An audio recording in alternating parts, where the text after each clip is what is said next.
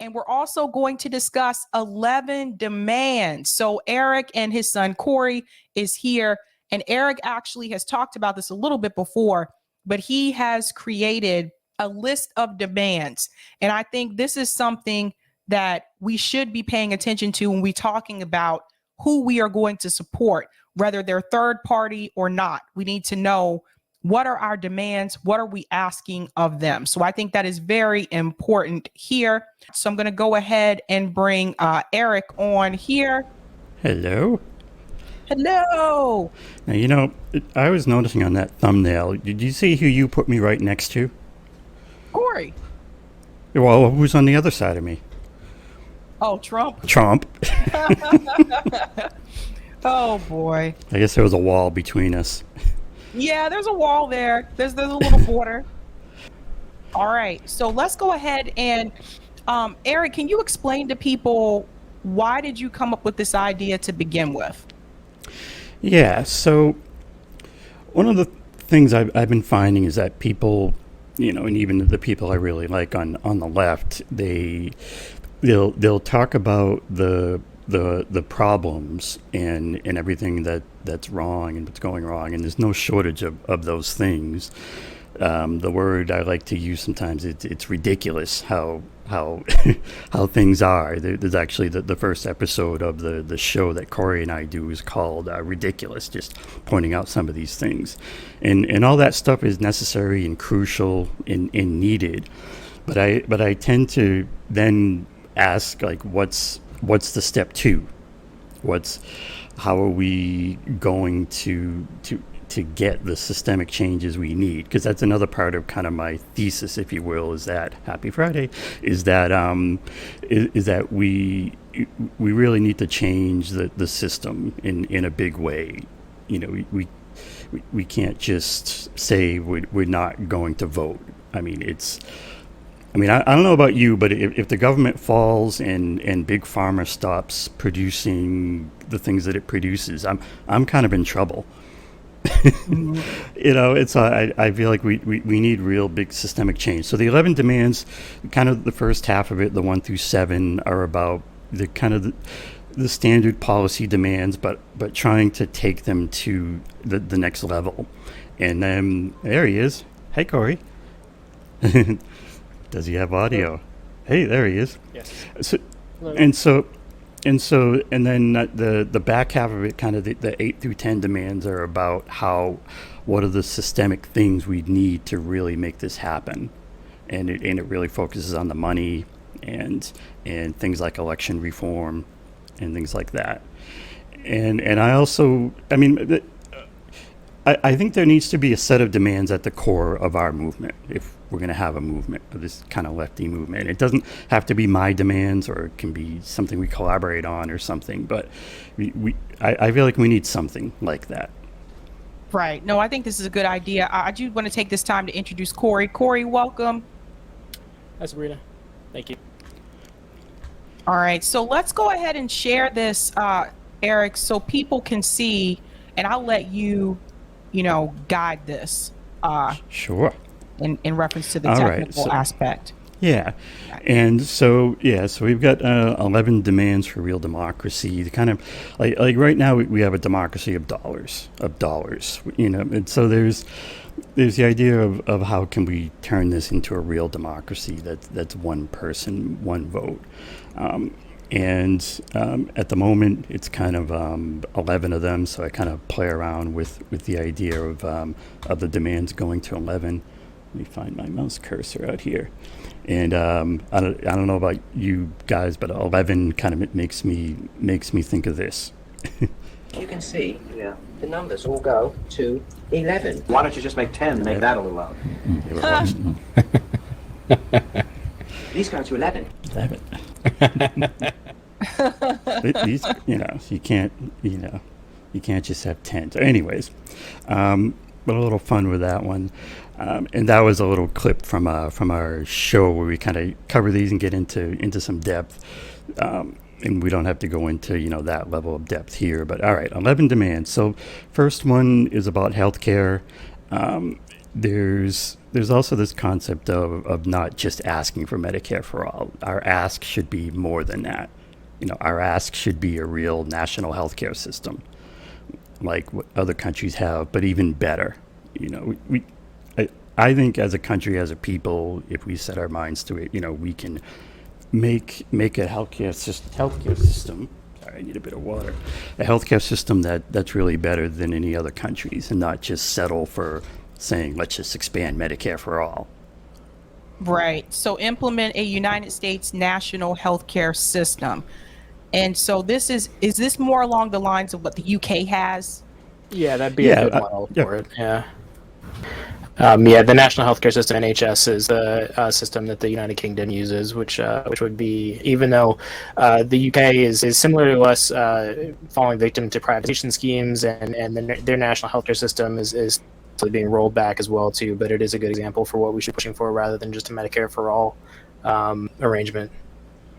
And in the UK, they love it. I mean, you can't run as a candidate in the UK and be against the national healthcare system.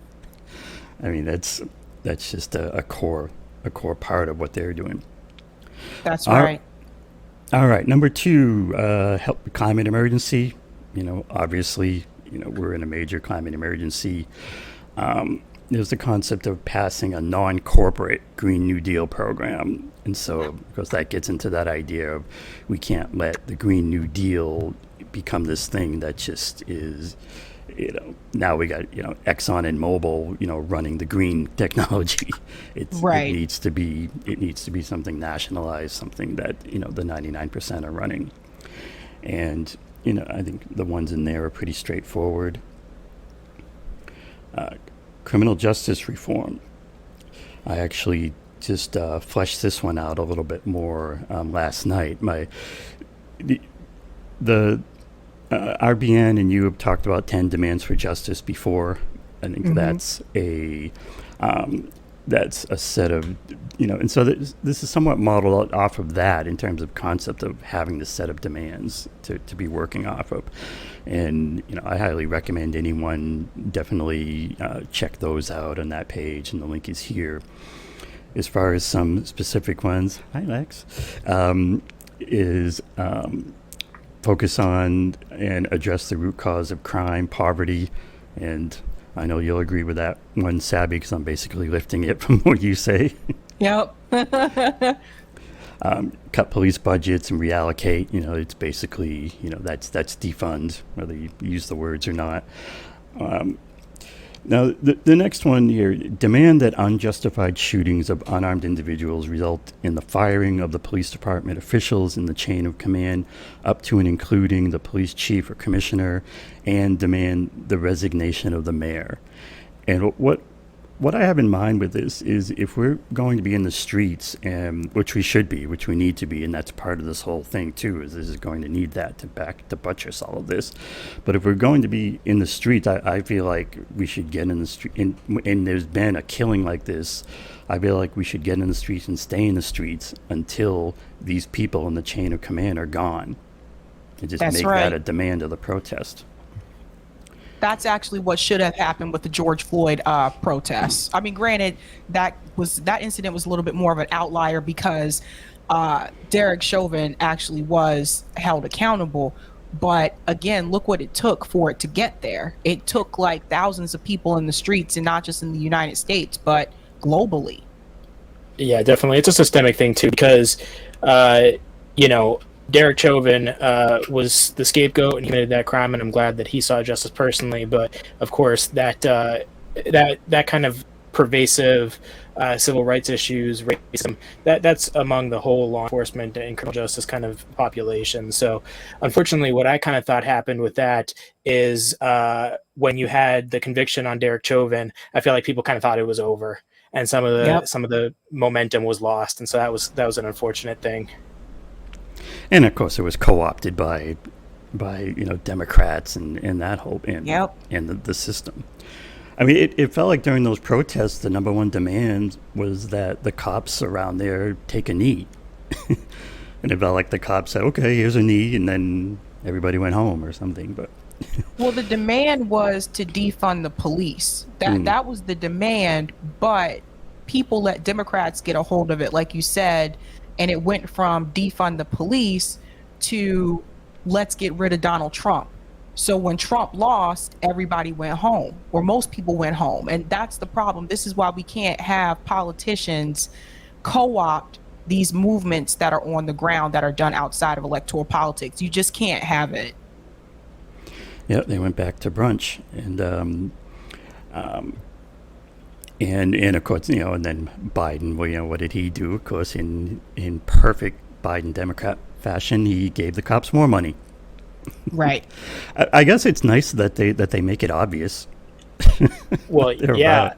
I mean, especially after January 6th, they essentially turned the Capitol Police into another, federal investigative service. That's something that you saw, which is unfortunate, even when you saw members of the squad and whatnot supporting the Capitol Police expansion bill. And so with criminal justice reform, crime is kind of my specialty. I have my degree in criminal justice. I've worked in different fields of the criminal justice world, but it's this funny socioeconomic thing where crime, like all money and whatnot, is arbitrary, is what we decide to criminalize.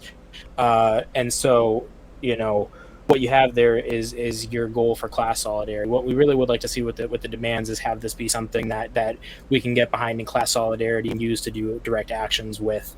And so really with crime, what we need to see is that for the majority, it's going against poverty. It's a war on poverty, not a war on anything else. That's right. And yeah, I mean, they ended up like turning the Capitol Police into like another CIA, FBI agency, it seems like. And I know Corey's talked about how like the NYPD is like this sprawling worldwide agency now. It's crazy. Yeah, the NYPD has in terms of manpower about the same, maybe like 10 or 20 people less than the Canadian Armed Forces, the entire Canadian military. They're also, as far as I know, the only municipal law enforcement agency in the United States that has offices internationally. I know that the NYPD maintains an office in Tel Aviv, Israel, and some other places. All right, then you got end the drug war, which should be a no-brainer for anyone on the left, but who knows for some of these things these days. And the 10 demands. All right, moving on.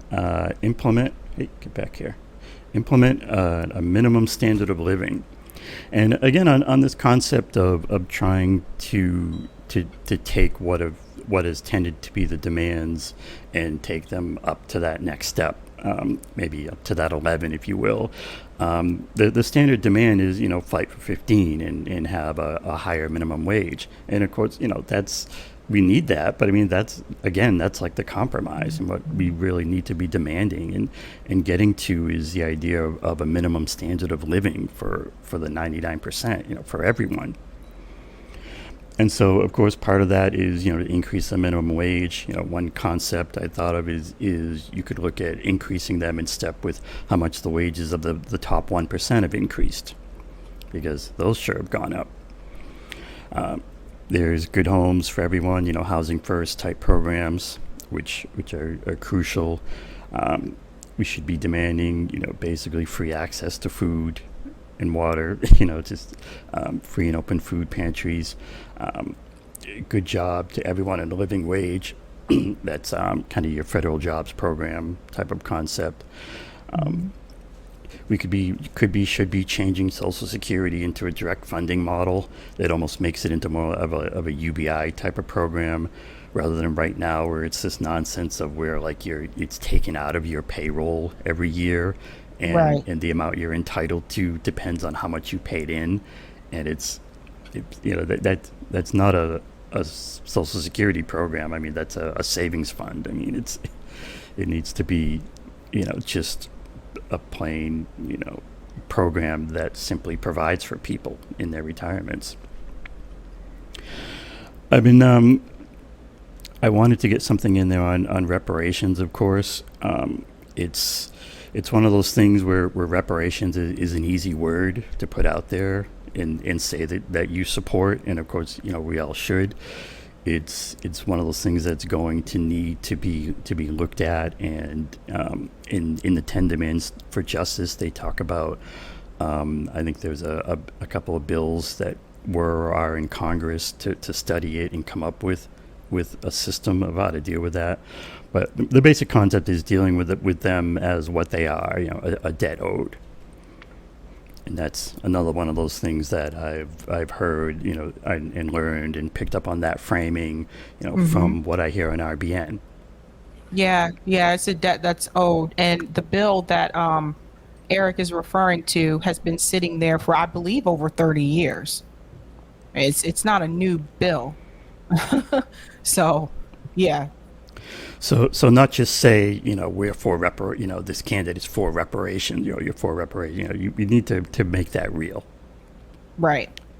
And then I know these other two are close to Sabby's heart, paid parental leave mandated and student debt. Those are big ones. I can take number 5, Eric, if you want. Sure. And then the whole so the whole idea with number 4 is not just to be demanding one thing like minimum wage or one thing like the housing bid or whatnot, but to try to find this set of demands that would actually lift the standard of living of even the poorest among us. That's right. I just want to add something really quick where it says increase the minimum wage in a step with how much the wages are and provide good homes for all. We could also refer back to that report that just came out from the Housing Coalition, where they show you how much you should make or you need to make to live in the state that you live in just to be able to afford a 1-bedroom apartment. That's good data to point to because that report is done every year. So it usually comes out at the end of June, I believe. So for politicians who may argue against that, we can always point to that data to let them know that people are not making the minimum that they should make to live in those states to even afford a 1-bedroom apartment. Definitely. Yeah, definitely. Right. I live in Number Boston, 5. so I'm certainly very very go. sensitive to rent because Boston's quite an expensive city. 5. And you've sure seen the gentrification around you too. I mean, it just gets worse and worse.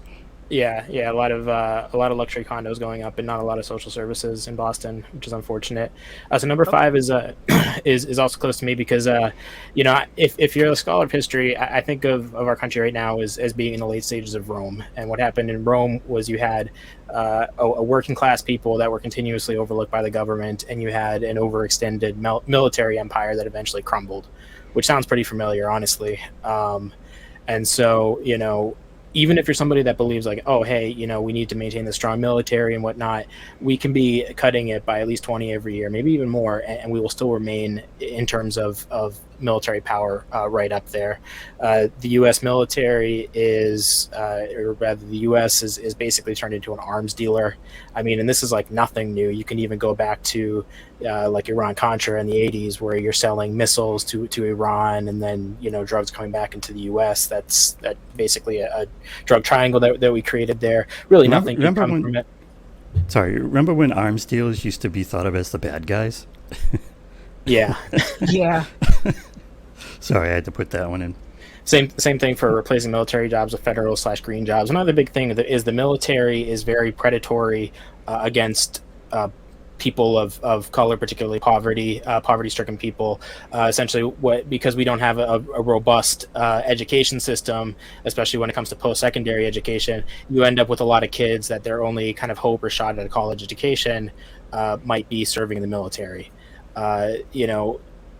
All respect to people that have served. Especially being an enlisted person in the military is not glamorous at all. You're paid very little. You are very controlled. And so we could change that into this federal jobs program, go into green jobs that are going to be treated better. It's not really a new thing either, too, because you go back to the 1950s, you had Dwight Eisenhower warn of this military-industrial complex. And that was a long time ago, and you're also talking about a person that was a 5-star general in World War II. And he was out there warning about this, and still it's something that continues to go down. Same with the Patriot Act, Espionage Act, essentially all of these laws that allow the military and the military-industrial complex and the intelligence community, which is another big one, to spy on Americans. And then with intelligence agencies conducting propaganda and psyops, essentially this gets into the government transparency issue. The intelligence community is not a friend of the American people. That's right. Yeah, and when I was putting on that last one, I started out, I didn't really have a way to really put it in here succinctly, but one of the things they do now is rather than gather the data themselves, they buy it off of private data brokers. They'll buy things like cell phone location data right from the cell companies, and that's become a big workaround these days to those things. All right.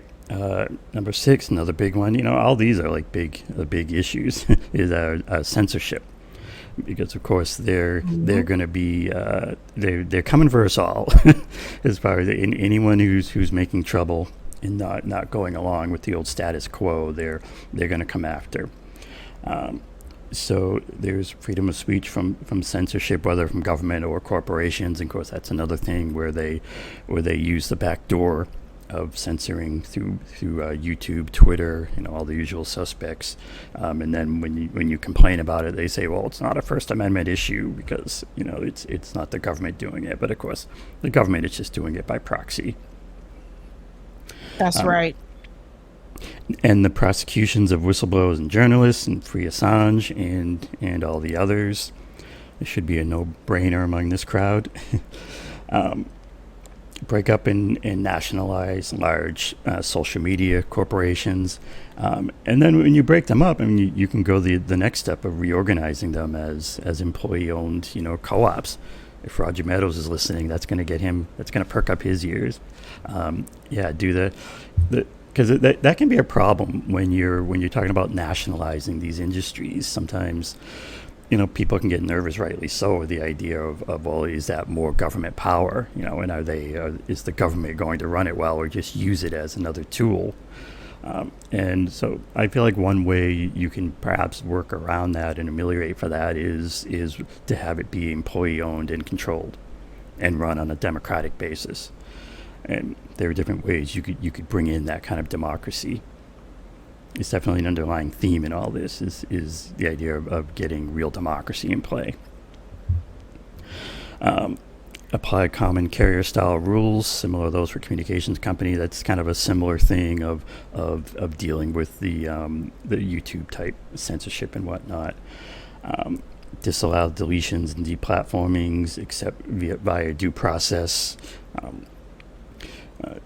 Regulate all the algorithms. That's another big one that can kind of fly under the radar. Yep. Those algorithms are huge. They're completely black box, opaque.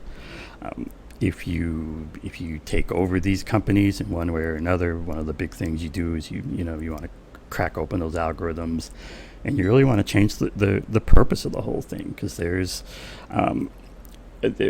right now it's all about just generating engagement, generating clicks. They want you to be more and more onto the site, and if that means pushing more and more extreme content to you, they'll do that because that's where the dollars are. And then prohibit all non-consensual collection of personal data by government agencies except through proper search warrants. And that kind of ties into what I was talking about earlier, that they one way they get around all this is by purchasing the data, and then they act like, oh, we didn't do a government collection. Yeah. That's right. And if you guys pay close attention, sometimes you'll notice this, like on your smartphones, certain apps will give you that notification, permission to collect your data. You can say no to that on some of those apps, but regardless, if you're using a smartphone, your data is still being collected regardless. And I don't know if there's really, I don't really see just like turning off the data and turning off the tracking and all that as really the answer. It's because there's just too much going on there. I feel like you really need to attack it from the other side and get control of these huge companies and the way the government interacts with them. Right. The reality is, if you have a smartphone, your data is being tracked in some way, shape, or form. If you have a smartphone, the genie's long since out of that bottle. Yeah. I'll take immigration reform. Go. Yeah. So first of all, obviously, this is an immigrant nation. If you're not Native American, then you immigrated to this country in some way. For different peoples, that varies greatly. But the power of the United States is that it's diverse, and you have a group of different people, a group of different ideas. I truly do believe in the American melting pot. What you have with the immigration situation right now is just straight up xenophobia. So first one is abolish ICE. ICE stands for the Immigration and Customs Enforcement. It is a law enforcement agency under the Department of Homeland Security. They are mainly dealing with what they would consider to be smuggling or people entering the country illegally. I want to talk about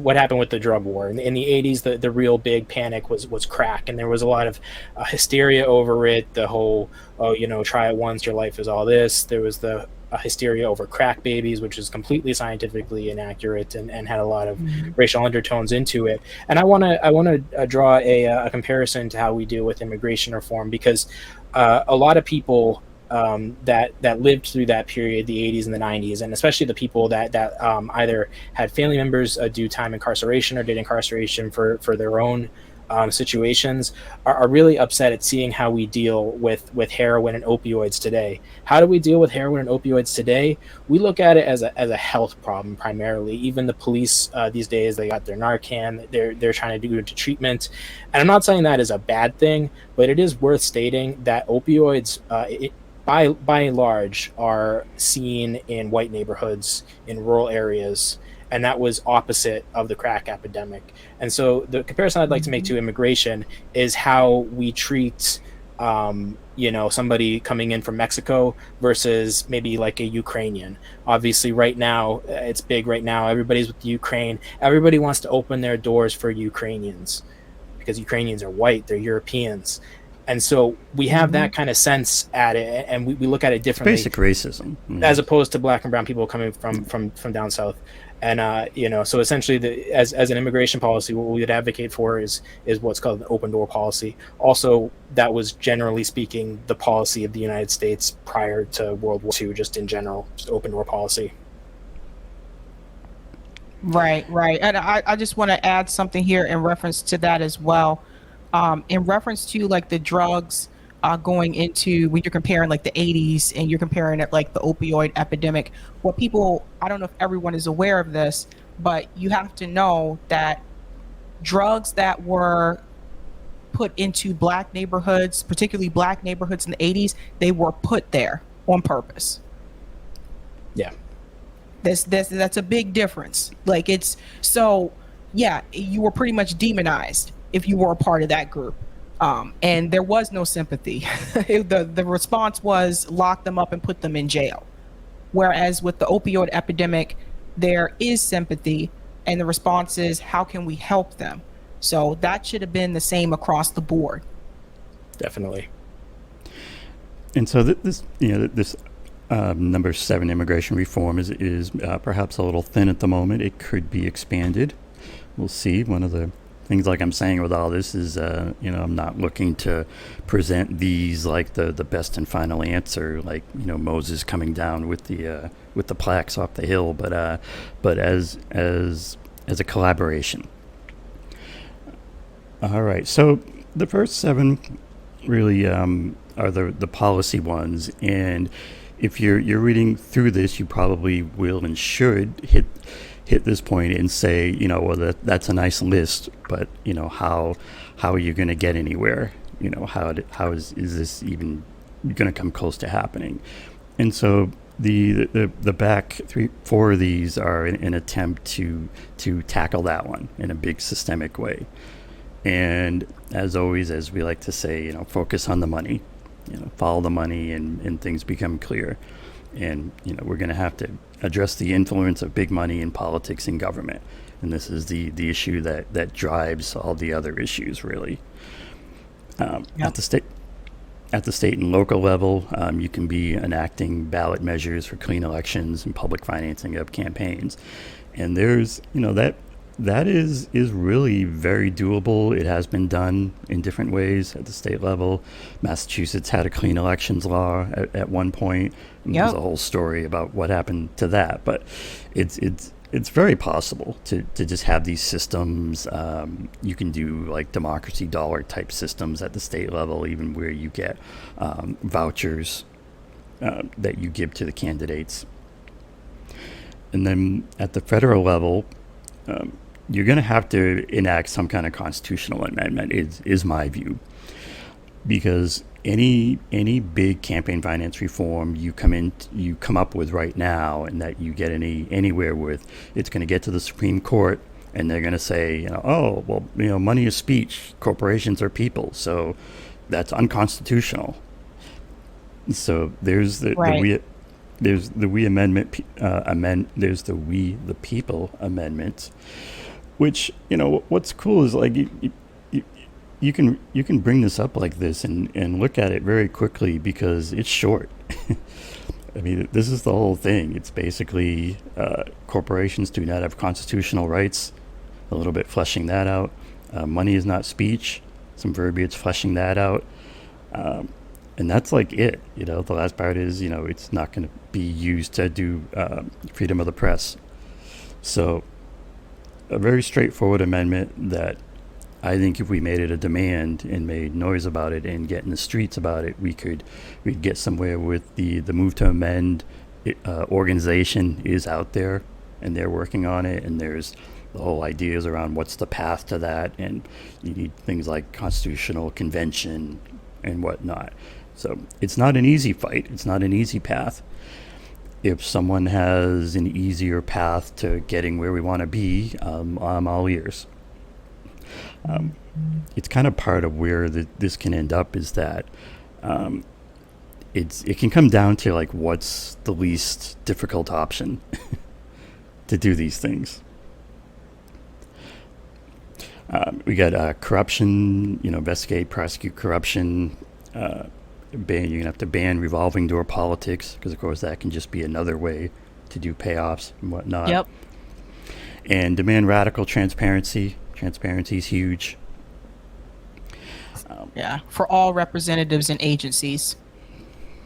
That's right. So then another one another pushback I'll hear a lot is, what's the point in voting if the elections are rigged? And I mean, I don't deny there's definitely rigging in various forms and in various ways in the elections. And so we're going to need to demand, elections that we can count on, that we can believe in. I don't know how much we want to get into this one, but one answer that's put out there a lot of times is to go to paper ballots.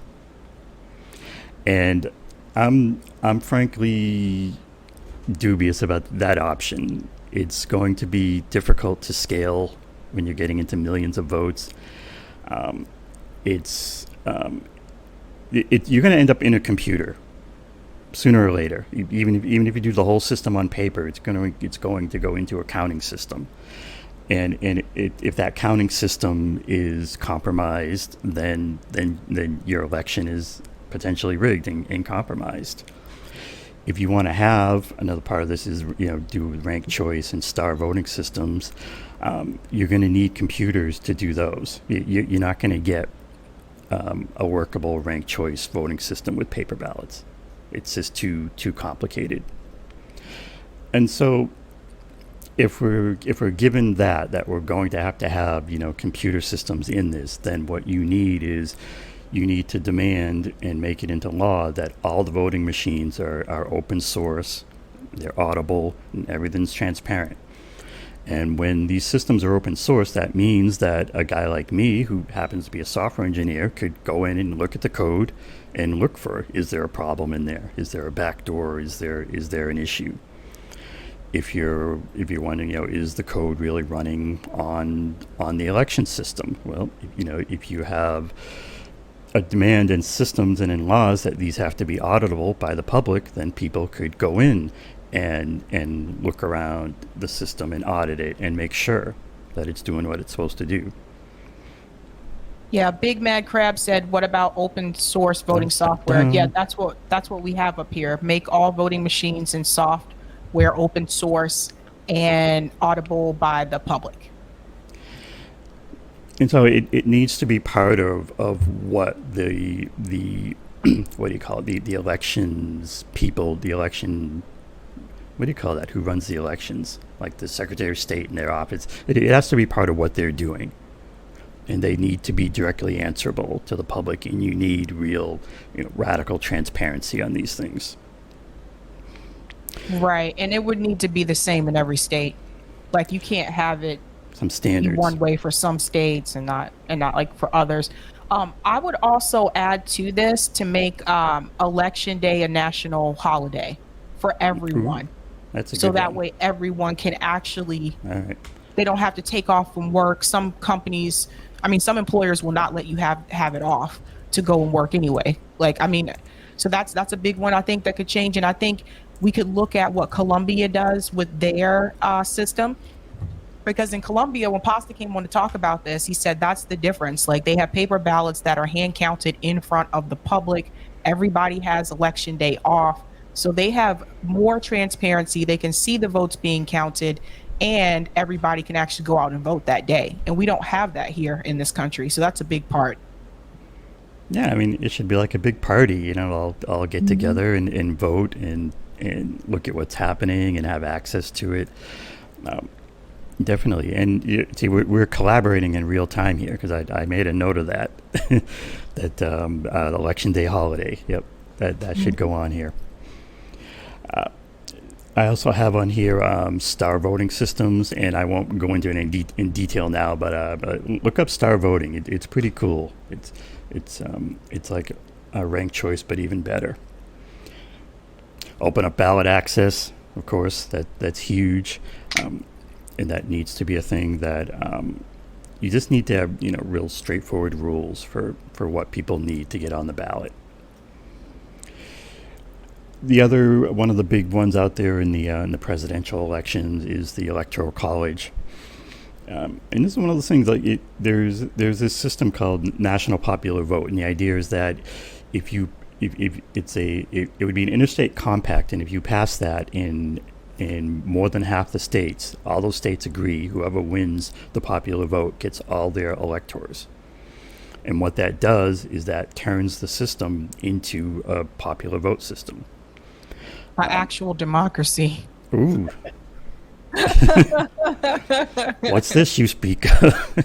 What is this foreign concept you speak of? Actual democracy. I would also add to this that every candidate that meets the threshold should be able to debate, whether they're a third-party candidate debates, or another good one, independent yeah. or not not. just ballot. That's a Yep. good one. All right, it's another good one. Not just ballot, but debates. I could take number 10. And so the in National Popular Vote, just to finish, it actually has been passed, and I think it's 10 or 20 states. I'd have to look it up again. All right, taxation and funding, go. All right. Yeah. So first one does what it says on the box: abolish all taxes except for highly progressive income taxes, wealth taxes, taxes on large corporation, abolish tax loopholes. So not a lot of people kind of think about it in this terms. We know that a lot of corporations pay zero tax. Zero tax. That means that people experiencing homeless in the U.S. pay more taxes than these corporations, because people often forget about the sales tax, your meals tax. Even if you are unbanked, you are paying taxes pretty much every day. So what you have is these just regressive taxes, like these sales and whatnot taxes that are essentially just hurting the people at the very, very bottom of the totem pole, when, in general, you have people that are doing the offshore tax havens and everything like that. So essentially all of those sort of minor petty taxes, we're looking to not really be talking about those, basically have people, that have the means to really participate with that, doing that. So There's same no as good reason to have them. Yeah.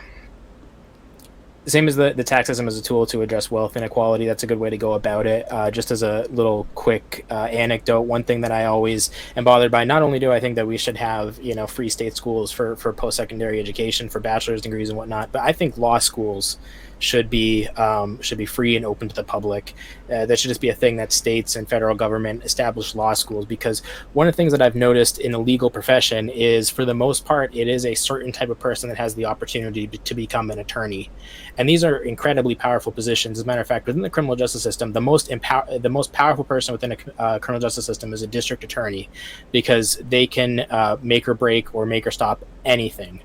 So what you have with the tax system as we have right now is it's incredibly complicated.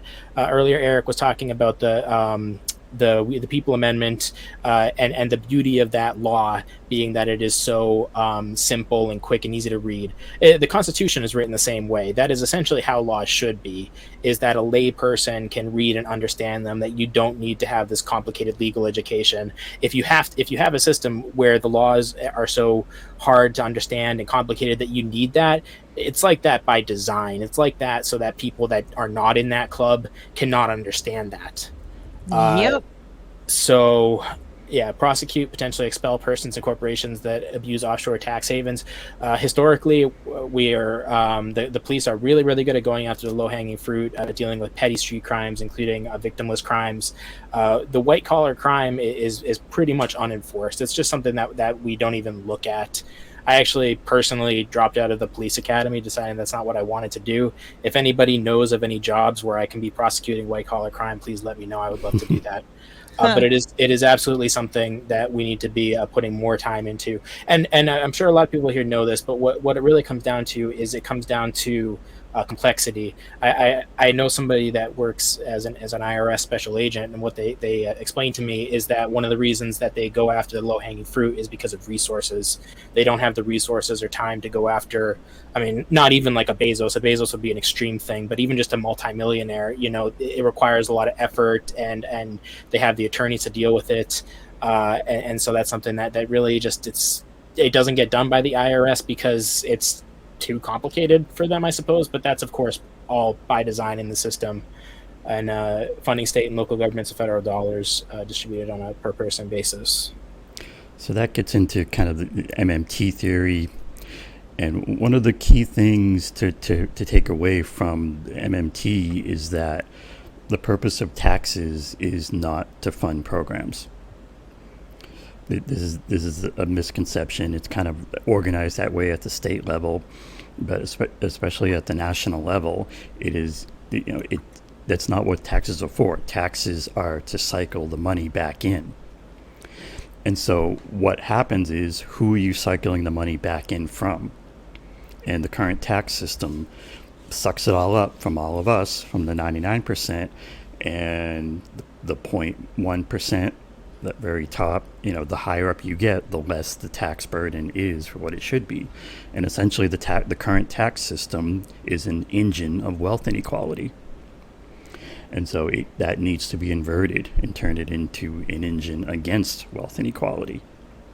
And we can do that, but the first step is to realizing that that's what's happening now, and that's what we have to do, and that's why I think MMT is really important. All right, let's go to number 11. I think we got a couple minutes left here before I have to. All right. Well, this one's pretty quick and basic. Democratize the enterprise. See Professor Wolf, right? But all the worker co-ops in different ways you can do that. Now, in general, I'd like to. The other thing I'd like to touch on about it is, and this is off, but by the way, all this is on the erictred.com website, which I have on my little nameplate here on here.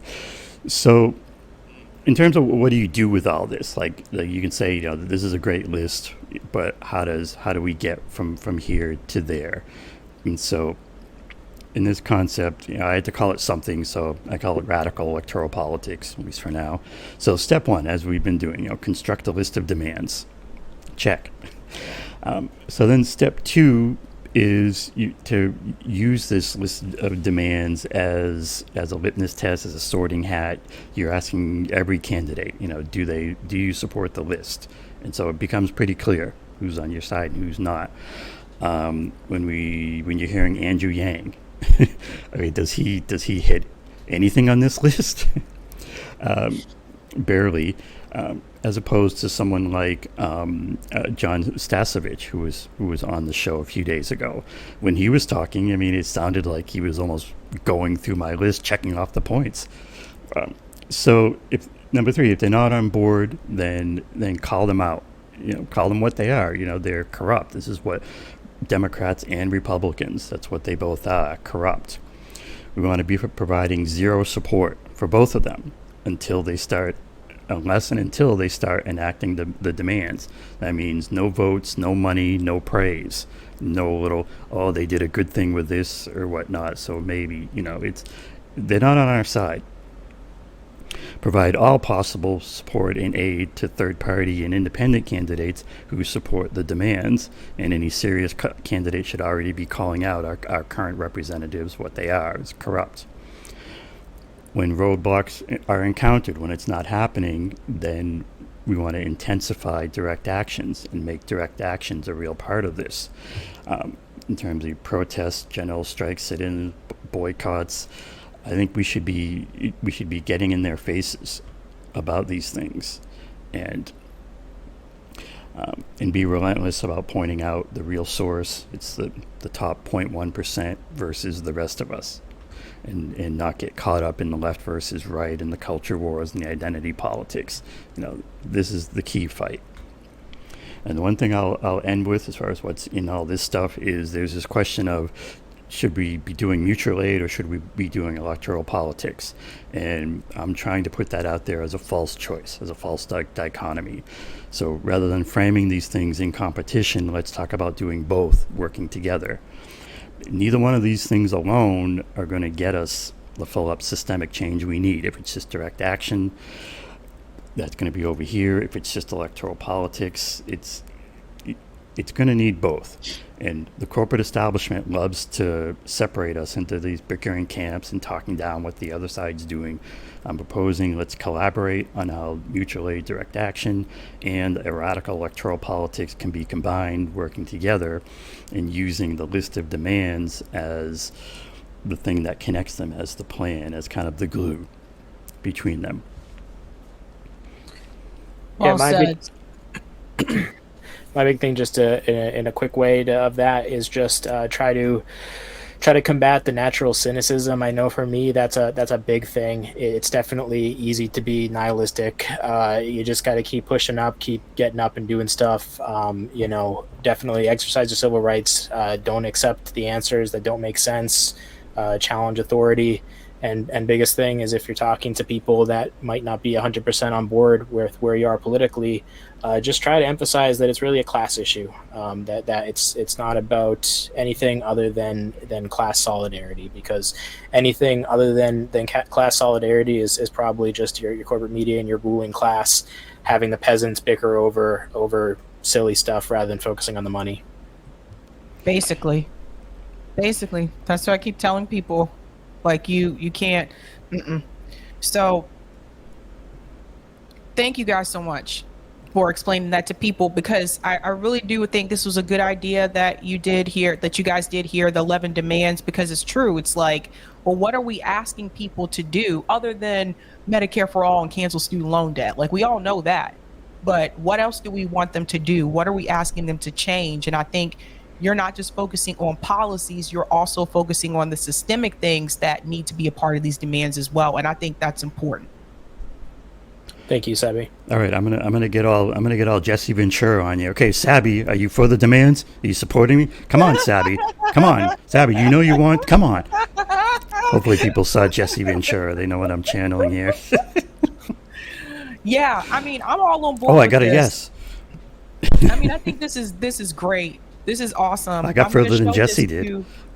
Yeah, I'm going to show this to, I think Nick saw this. I'm not sure if the rest of RBN saw it, but I'm going to show it to the rest of them too, because, yeah, we need like a list of demands. We can't just say, just defund the police or cancel student loan debt, and then we still go out there and vote for them anyway. That's the problem.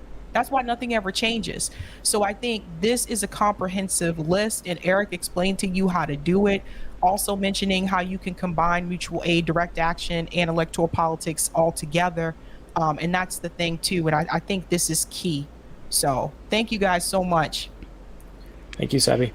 All right, and check out erictred.com if you want to see more. Also, we have videos up to where Corey and I get into these things and some other things, and I think we'll do some more. What do you think, Corey? Sure. All right, Sabby. Have a good rest of your What night. if he says no? All right. All righty. See ya. Bye. All right, guys, very informative. Make sure you tell people about that, because there needs to be some type of demands. Like, we can't just say, we want you to do this thing. Like, we need to have a set of things and show this to people who are running for office and see what they say. Show it to them.